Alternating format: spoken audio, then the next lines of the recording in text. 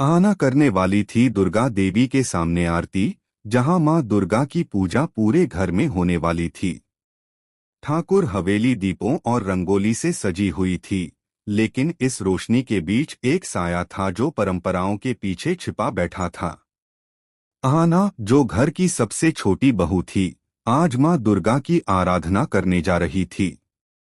पर यह आरती सिर्फ देवी मां के लिए नहीं, बल्कि उसकी अपनी हिम्मत और आत्मसम्मान के लिए भी थी। उसे एहसास था कि आज की यह आरती उसके जीवन की दिशा बदल देगी। सभी घरवाले तैयार थे। ठाकुर जी अपने आसन पर बैठे थे। पलटू और बुआ जी के चेहरे पर सख्ती थी, लेकिन अहाना के दिल में भक्ति के साथ साथ बदलाव की आग जल रही थी। ठाकुर परिवार परंपराओं का ऐसा किला था जिसमें सांस लेना भी नियमों में बंधा था। चारों बहुएं अहाना, चारुदी, मीता और मंजली सिर्फ नाम की बहुएं थीं, अधिकार किसी के पास नहीं था। ठाकुर जी के बेटे पलटू का एक ही नियम था, बहू सिर्फ काम करे, सवाल न पूछे, लेकिन किस्मत कब करवट ले ले कौन जानता है। एक दिन जब दुर्गा देवी तीर्थ यात्रा पर जाने की इच्छा जताती हैं, तो चारों बहुएं उन्हें सुकून देने के लिए बिना ठाकुर जी और पलटू को बताए यात्रा पर भेज देती हैं। बस यही फैसला उनके जीवन का तूफान बन गया।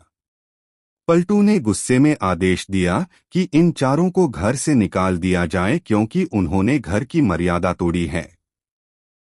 ठाकुर जी ने बिना सोचे यह आदेश मान लिया और रात के अंधेरे में चारों बहुएं हवेली से बाहर निकाल दी गईं। लेकिन जब एक औरत घर से निकलती है तो वह टूटती नहीं, बन जाती है।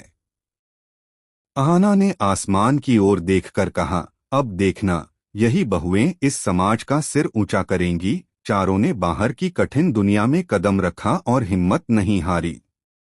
अहाना ने अपने नृत्य से लोगों का दिल जीत लिया, चारुदी ने अपने सुरों से मोह लिया, मीता ने साइकिल रेस में पहला स्थान पाया और मंजली ने कबड्डी में सबको पछाड़ दिया। धीरे धीरे पूरा मोहल्ला कहने लगा, देखो ठाकुर की बहुएं क्या कमाल कर रही हैं। जब मोहल्ले का बेस्ट बहू अवार्ड अहाना और उसकी साथियों को मिला, तो तालियों की गूंज आसमान तक पहुंच गई।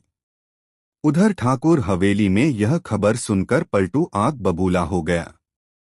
उसने अखबार फेंक दिया और कहा, यह सब अहाना की चाल है। ठाकुर जी चुप रहे, लेकिन उनके मन में भी जलन थी।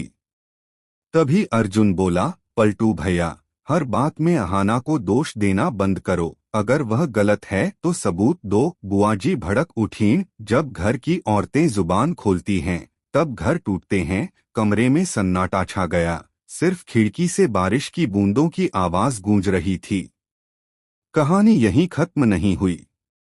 मोहल्ले में पुरस्कार वितरण समारोह था। चारुदी गा रही थी, मीता साइकिल से स्टंट दिखा रही थी, मंजली कबड्डी खेल रही थी और अहाना मंच पर नृत्य कर रही थी। उसका नृत्य मां दुर्गा की आराधना बन गया और लोग मंत्रमुग्ध होकर तालियां बजाने लगे। तभी मंच के पीछे से एक परिचित साया दिखा, दुर्गा देवी लौट आई थीं। अहाना दौड़कर उनके गले लग गई।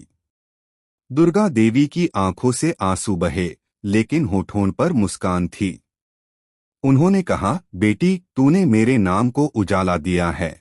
चारुदी ने बताया, माँ जी, हमें घर से निकाल दिया गया था क्योंकि हमने आपको तीर्थ पर भेजा। यह सुनते ही दुर्गा देवी का चेहरा तमतमा उठा। वह सीधे घर पहुंची जहां ठाकुर जी और पलटू बैठे थे। उनकी आवाज गूंजी, मेरी गैरमौजूदगी में मेरी बहुओं को निकालने की हिम्मत कैसे हुई। पलटू और ठाकुर जी